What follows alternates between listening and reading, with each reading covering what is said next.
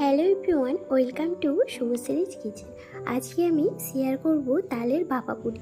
যারা ভীষণ তাল খেতে পছন্দ করেন তাহলে তো কোনো কথাই নেই, তাদের জন্য এই রেসিপিটা একদম অতুলনীয়।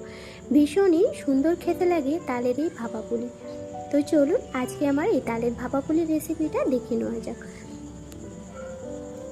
তার আগে যারা চ্যানেলে নতুন এসেছে চ্যানেলটি সাবস্ক্রাইব করে নেবে।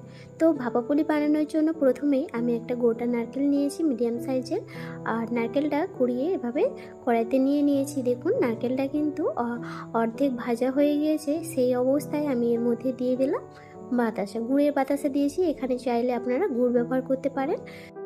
এছাড়াও আপনারা এখানে বাতাসার বদলে চিনিও দিতে পারেন, কিংবা গুড়, যেটা আপনারা পছন্দ করেন সেটাই ব্যবহার করতে পারেন। এরপর কন্টিনিউ হাতের সাহায্যে নাড়তে নাড়তে নারকেলের পুরটা কিন্তু সম্পূর্ণ তৈরি হয়ে যাবে।